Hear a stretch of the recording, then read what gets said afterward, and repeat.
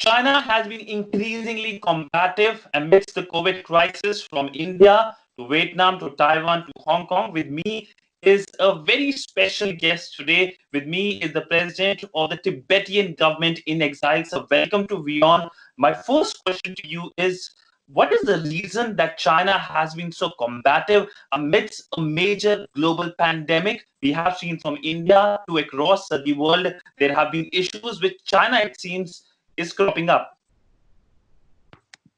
China is facing a lot of pressure, specifically external pressure, because WHO and 100 members have passed a resolution to investigate the origin of coronavirus, which obviously originated in China.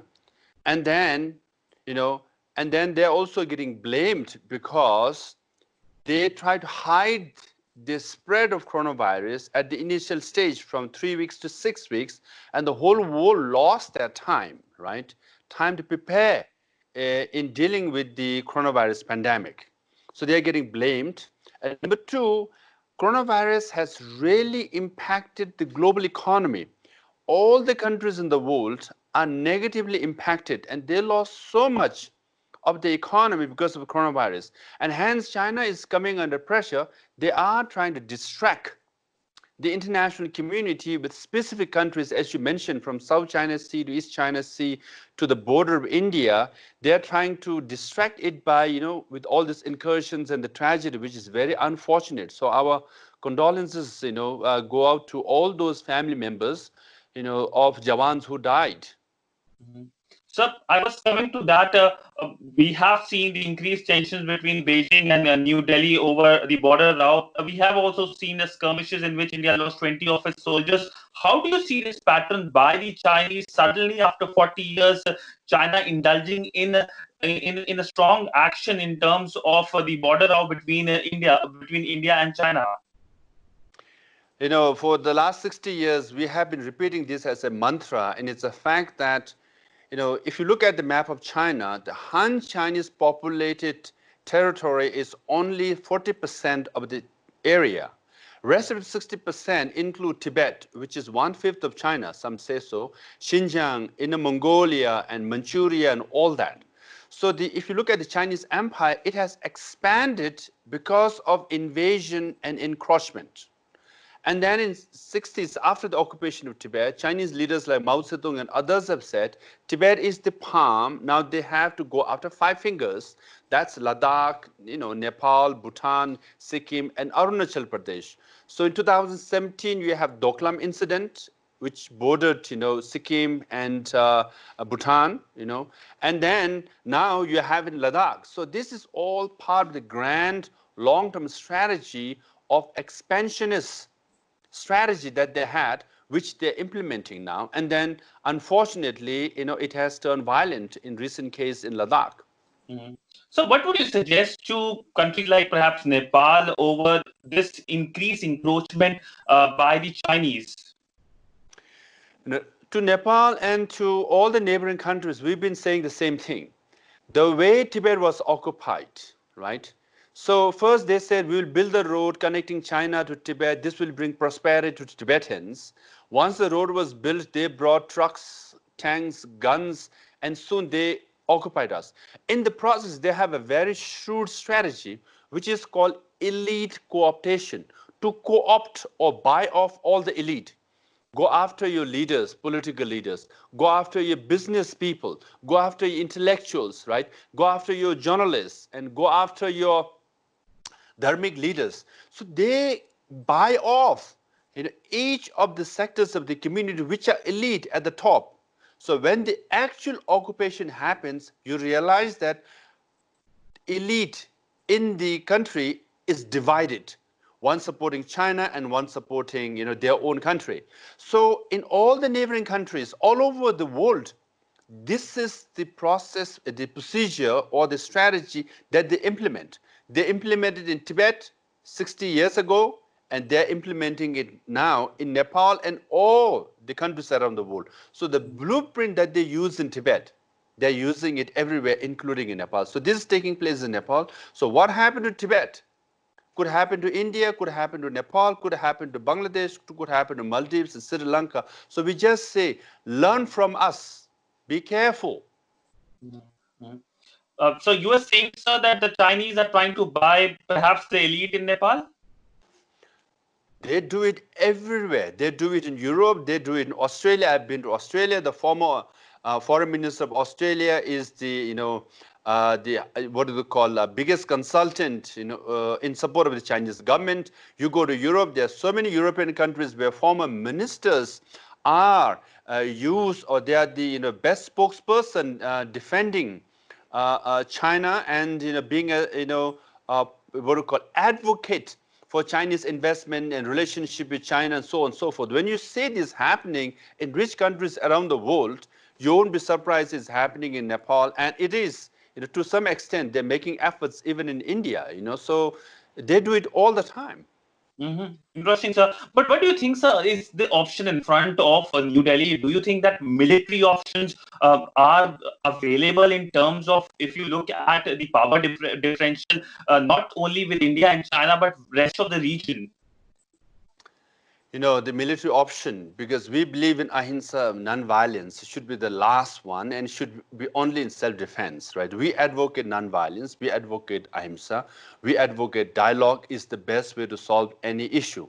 First, you have to defend your own country internally. As I said, this elite co-optation is also taking place, I mean, with less success perhaps in India, but they do it, right? They do it, as you yourself, previously said, you were invited to Tibet, were taken for a grand tour of Tibetan places. They show you development. They want you to return to India and highlight all the positive things that the Chinese government has done. This is how they try to co-opt, this is how they try to, influence you. This is how they try to, make you buy their propaganda. So all these efforts, and thankfully, journalists like you are not fooled and you were not taken for a ride, but some do. Journalists do, intellectuals do, business people do, politicians do, and this is how they encroach within through the elite co-optation, process. So India has to be very careful whether these things are taking place or not. So talking about Tibet now, so what is the future for the people like you who are fighting against the Chinese rule in Tibet? What is the solution? I mean, it's been more than 60 years, more than 50 years since your region has been under the Chinese occupation. If you look at straightforward, then people will say, there's asymmetric dynamic between Tibetan people and the Chinese government. They are very powerful, economically, militarily powerful. They have very powerful influence around the world, right?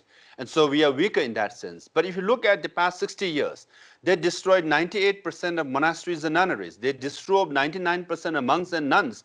They banned practice of Buddhism from the Tibetan plateau as a whole. It was a black hole. 60 years hence, you just look, Tibetan Buddhism is spreading all over the world, right? If you look at, we have rebuilt all the major monasteries in exile, mainly in India, and now Buddhism is back in Tibet in private social space, right? Government policy is still to destroy, to discourage Buddhism. They destroyed, Larungar monastery. They are destroying Yachingar nunnery. But if you look as a whole, the Buddhism is back in Tibet. So what it shows is that despite the effort to completely wipe out the Tibetan civilization, we are back practicing Tibetan Buddhism, wearing our own traditional dress, eating our own food, maintaining our own culture. Hence, Tibetan sense of identity and Tibetan sense of solidarity is very strong inside Tibet. So 60 years later, we are still strong internally, and we are also strong, externally, because we have supporters all over the world, and it's getting stronger from the European Parliament to US government. It's getting stronger. So, we've been making this noise, being the spokesperson as to how Chinese government manipulated us into occupation with Tibet, and we have been the best spokesperson. So I would say our future is very hopeful. So how will you support New Delhi amidst this growing tension with the Chinese? We know there is a considerable anti-China sentiment in India now. So a role perhaps you can play. Do you see a role perhaps? Yes, our role has been very clear. We've been saying the same thing. China says Tibet is one of their core issues, very important issue for them. And India should say yes, Tibet is also core issue for India for geopolitical reason presently with the border skirmishes, because there was never a border between India and China. It was always a border between Tibet and India.